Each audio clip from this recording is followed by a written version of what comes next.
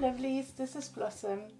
So for the last lesson we had a look at the fantasy realm, and I hope you had a bit of time to read just for fun, just a brilliant fantasy story, or maybe you were able to watch a fantastic movie or whatever. So I really hope you enjoyed that lesson. And for the next chapter in the fairy course, we talk a bit about tarot and other divination tools. And as you can see, here I have runes. So let's just start straight away. For me, divination in general, it doesn't matter if it's runes or Ogham or cards or scrying.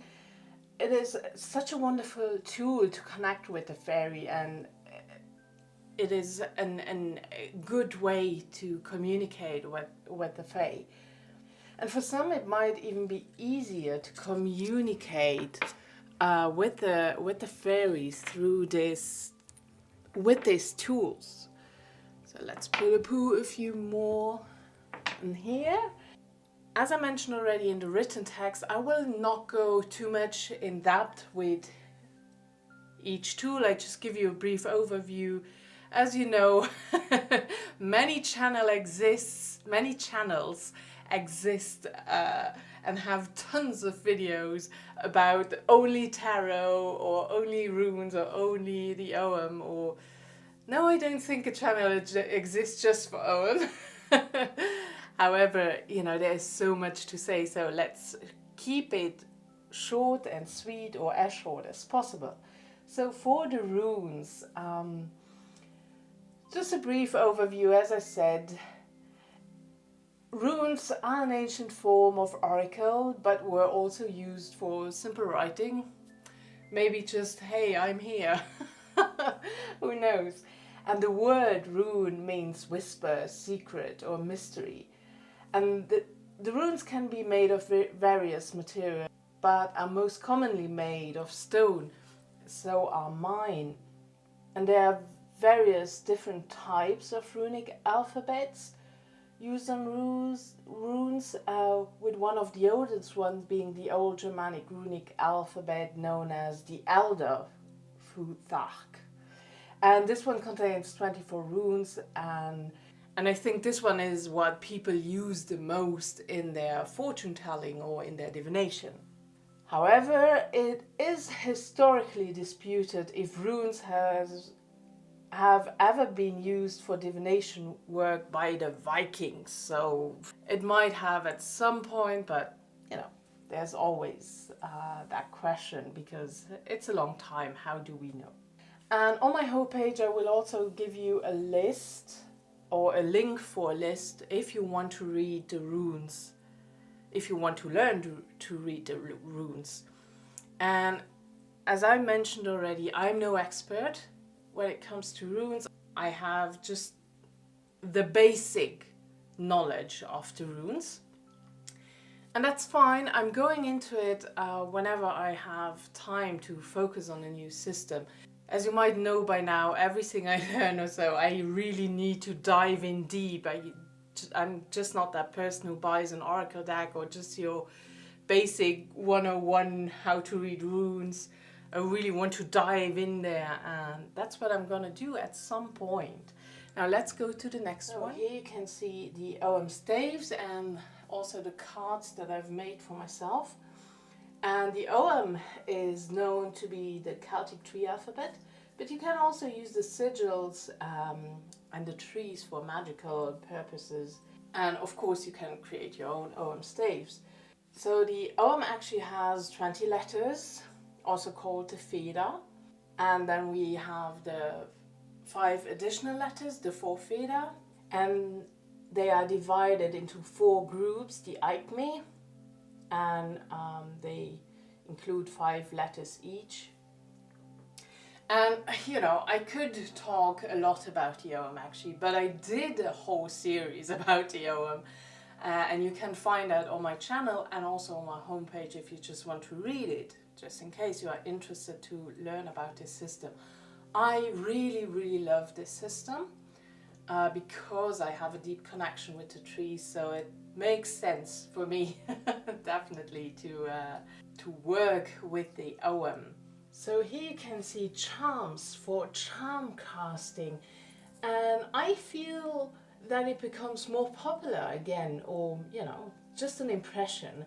And for that you can use different pieces of jewelry, charms and pendants. You can either purchase or create a starter set and then add to it over time. The best way is to start your collection with pieces you already have, and each piece will have a different meaning for you. So for me, a leaf may mean something. Let's try if that, yeah, there we go. So a leaf may mean something else to me. Sorry, that wasn't proper English. So for me, a leaf has maybe a different meaning than for you, and so it goes with every piece, and you decide what means what, and then you just cast them. So you actually throw them. And that is what the Ogham, the runes and charms have in common. And I really like that form of divination where you just, you know, I always have them in a bag, and you hear me rushing here. And then, you know, you just cast them, trying to get them on the camera. No, but definitely. So I really like that. Let's put it up here. There we go. And of course, there are many other different systems there as well. You can cast with bones or seashells or whatever you can think of. The beauty of this method for me is to see how the different charms or staves or the stones, whatever, how they work together, what lies the furthest away from you, and what interacts with each other, how they are related to each other, what is close together, what is far apart. And you know, if you're interested, you can also make your own casting cloth or buy them, or have just a look at a rune cloth or charm cloth, or is there something like an Ogham cloth? I don't know. Or you can bring in astrology if that is something that you like. So there are different casting cloth out there, and you can make your own to your own needs. And that's really what I like about this method of divination, of casting and just throwing it on there. It has something raw, right? So, and here we are where the video probably gets long. So I will show you a few different tarot and oracle decks that are related to fairy, or that just are plain fairy decks. And the first one that I want to show you is the Tarot of the She. You know by now I don't keep boxes, so there we go. Then I show you the book. So the Tarot of the She has, of course, the she beings in it, and I find it to be, I love that kind of a little bit, the artwork is very raw, feels like a little bit unfinished, without, you know, this is not negative at all. I absolutely adore this deck. This is my soul deck. Perfect card here for the sun. That you can see on the book, I think. Yeah, there we go. The moon. And yeah, so we have not cued fairies on here, even if I don't mind that. But I really enjoy, enjoy this deck. So this is one deck. I cannot, you know, I try not to linger too long on one deck. The next fairy deck, tarot deck, is Journey into the Hidden Realm, or Tarot of the Hidden Realm by Barbara Moore. And the other one was by Emily Carding. Well, however, all the information you need is on my homepage. You know, I will list them in the text as well. And again, this is, God, the artwork. I love it so much. I absolutely adore this Magician card. Love this Lovers card. Yeah, okay. You get what I mean. I love every card. And so I remember when I first had that, and I started doing readings with it, so I always like to do the first reading for my husband. And he said, how can you read it? It just, it just faces pretty close up, most of them, but somehow it works. It's true, I understand fully when people say that. And, but I have no problem with that whatsoever. There we go. Absolutely a beautiful deck, and it gives you another, it's that kind of fairy deck that it's not all cute, it's not all whimsical, it's very earthy. This deck is very earthy. So let's move on to the next deck. So here you can see the Victorian Faery Tarot. This one is out of print. And I was really lucky because I bought it, I think, like months before it went out of print, without knowing about that. I never know that. How do you figure that out? How do you know when something goes out of print? Because, the prices for out of print decks are just crazy. So, but maybe you are lucky to, maybe you find it for a reasonable price. I gave up hope on those things. But it's one that I absolutely, so you can see we have Victorian fairies, so they are beautiful and cute and have wings and are small, but I really adore that. Sorry, I really like the temperance cards. So I was looking at that too long now. So that is a different kind of deck, and it is by Lunea Weatherstone. I never know how to pronounce her name.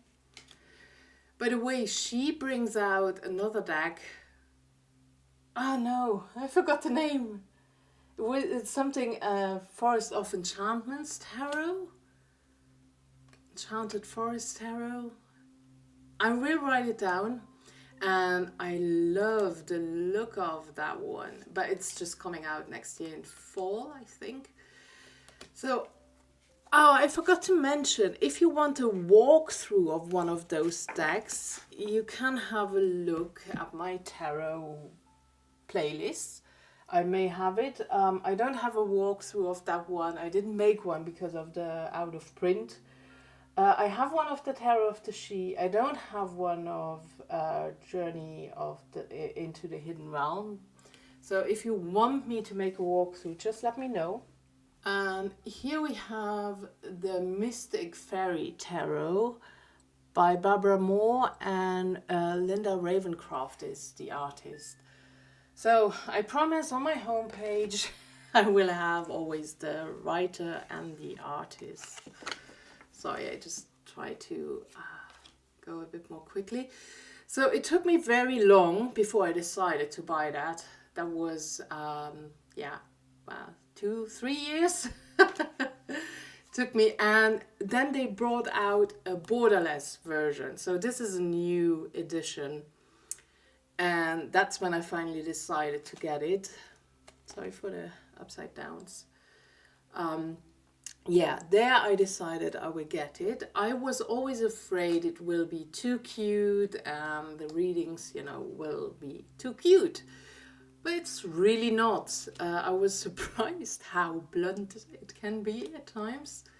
And I had a discussion with a lovely lady on a medieval market about this deck, because, we just chatted a bit about Glastonbury, and the artist Linda Ravencroft has a shop in Glastonbury, and so we talked about that. Then we came to talk about the tarot, and she already suggested that I should not let myself be fooled by the by the cute artwork, because it's a really good deck, and I can confirm that. But it may not work for everyone, but does for me. So if that is something you like, it's also, you know, each suit has a story on its own, and you are always in, the stories goes that you are in the garden. From the major arcanas, you are always in the garden of the high priestess, you're in the garden of the emperor, and so on. So I don't have a walkthrough of that. If you are interested to know more about this deck, let me know. And then we have a look at another one. So I'm gonna show you now 3 other decks that are not fairy per se, but they feel very fairy to me. So this is the Joie de Vivre Tarot by Paulina Cassidy, and it feels very fairy to me. So yeah, I really enjoy working with this deck, and I try to be a bit quicker because there are many decks to come yet. So this is the Joie de Vivre. Then we also have the Chrysalis Tarot. Oh, I have a book for that. Hold on. So here we go. The Chrysalis Tarot, which is not a fairy deck really, but it includes fairies as well. So I'm pretty sure no cards with a fairy will show up now. But yeah, so I count it into fairy, but it's many different things too as well. So it may not really fit into the fairy category here. And then the last tarot deck is the Guardian Tarot, which are trees, tree beings, tree spirits. And I absolutely count that into fairy. But that's me again, so decide for yourself. I have a walkthrough of that one if you want to see more. But yeah, I feel it's fairy, even if there are no, you know, little fairy beings. Like that one. There we go. Yeah, so let's have a look at oracle decks then. So my most important oracle decks in general, not just for fairy, are those created by Brian Froud. So we have first the Heart of Fairy, and we also have Fairy's Oracle. Now I also have to say, so I have a walkthrough of both on my channel where I do a comparison. Let's take the books away. The Heart of Fairy is out of print again. So sorry about that. So let's have a look here. Oh, there we go. Oh. What do I do? So I show you a few images anyway. I never know how people feel about that when you show something that is out of print. However, many people mentioned or said that, you know, they don't connect so well with the Heart of Fairy's Oracle. I really love both. I tend to use the Fairy's Oracle, the other one, more, but not because I don't connect with this one. I just do. Yeah, the artwork is great. If you love Brian Froud. Yeah, so I don't show you too much because it is out of print. So the Fairy's Oracle, just keep them up here. The Fairy's Oracle is still available. I also bought a second copy because I never want to lose this deck. So I wanted to have a second deck of the Heart of Fairies as well, but it was out of print by then.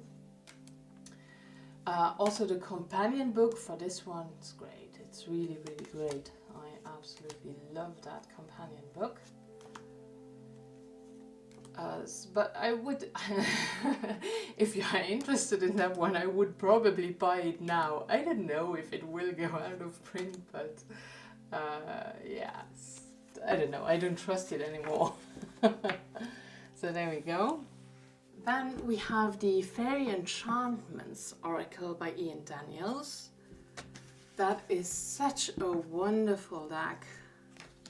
I really, really love it. What is then again special about this deck that you have 3 keywords, so you can create your own spells and enchantments with it. So there's a whole lot of it in the guidebook. I have a first impression video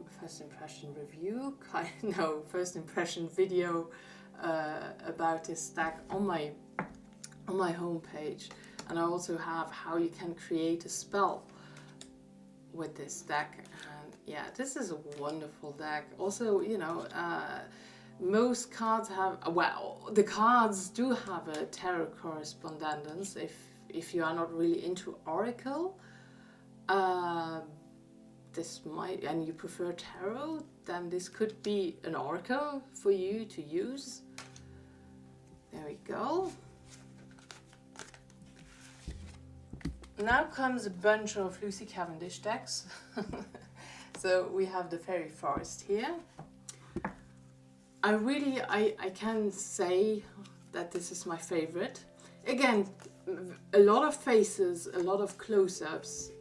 I don't know, I think I just have a thing for reading those cards. I don't know what it is. Again, something that people mentioned that they can't read just with the faces. I don't know. I do fully understand it, but I somehow can read it. As you can see, the artwork is very beautiful. We have those beautiful young women mostly. We have a few males in here. So some people do not enjoy that. I like it. This one is great. So clearly inspired by, you know, more of a Brian Froud art. But I also, I think this is so beautiful, this card. I really like that one.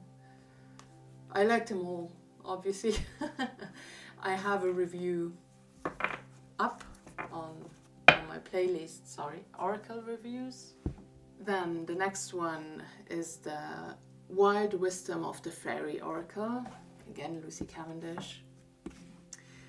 I trimmed those, so normally they come with a border and upside down again. Yeah, again we see the beautiful artwork. If that's not your thing, it's not your thing. I really enjoy that. That was this one and the next one were my first Oracle decks. I bought them together while visiting Glastonbury. I was always a bit skeptical with Oracles. I never thought, you know, I didn't know how to read them and I didn't know what to do with them. But when I saw this one, I was looking for the other one that I'm going to show you now soon. And I saw that next to it and I thought, oh, I'll give it a try, you know.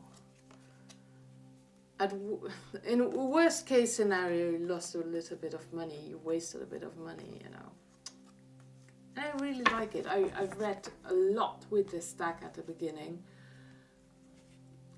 And here's the other one, the Oracle of the Dragon Fae, which is like, what?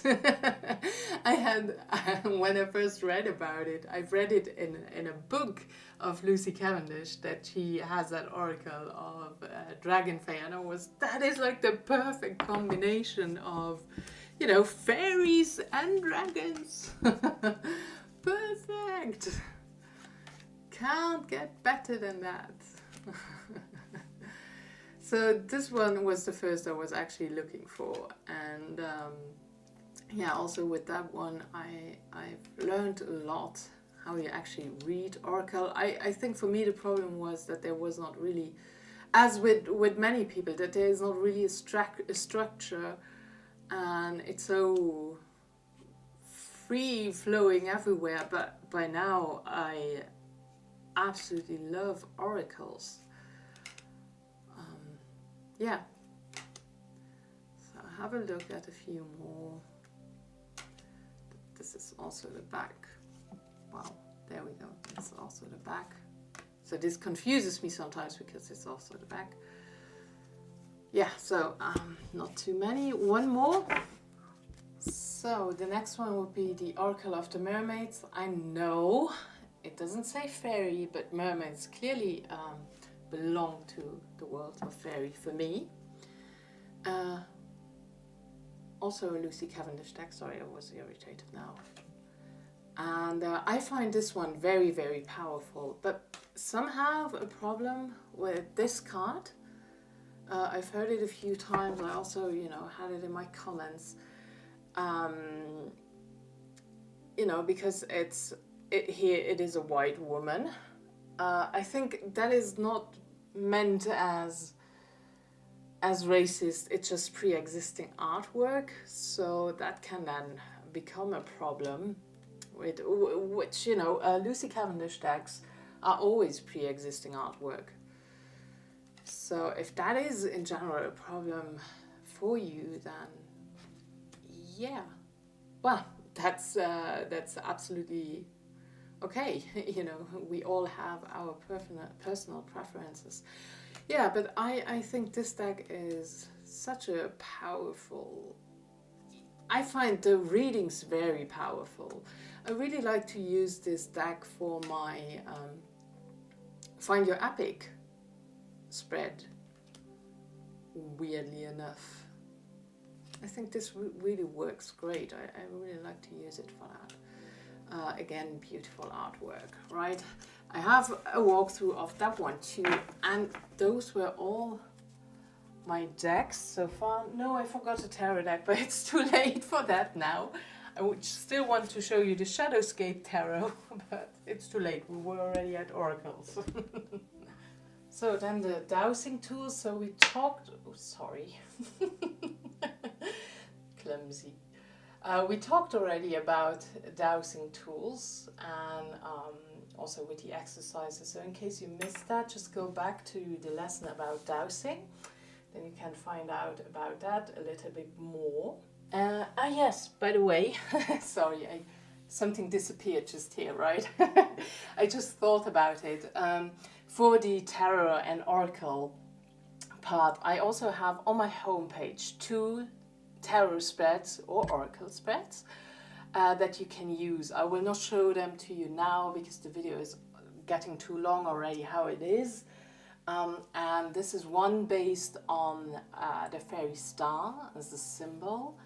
And then I also have how you can connect with the fairies spread that I also offer on my homepage. And yeah, I hope you enjoy those spreads, and I really hope you try those out if you read tarot or oracle or whatever you read, you know. Then we also come to scrying. So generally you need a reflective surface as a medium you can gaze into to scry. And this can be a crystal ball, as you can see here, a mirror or water. So this is going to be a little bit tricky now. Let's see. So if you don't want to invest in a crystal ball, you can also do water scrying. Here you can see my, sorry about, oh god, it's a silly setup. However, you get the drift. You just need a bowl, but you can also do it with puddles, ponds or lakes, so just kind of still water.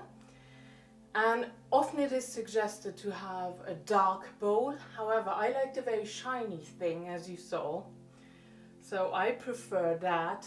Try it out for yourself, a dark bowl, a light bowl, a very shiny surface. You will figure it out for yourself. And how you do that is just, you know, you darken your room and you might light a few candles. But maybe you also like to use the reflections of the moon. And then you take a few deep breaths and you get into a meditative state. And you stare into the water or here in the crystal ball, and you look for shapes and symbols or patterns. And you don't have to worry about blinking, you can do that. And you may have thoughts that pop up spontaneously in your head that seem to have nothing at all to do with anything. And how I use that with fairy is just, you know, asking your fairy guide for assistance, or get a glimpse into the fairy realm.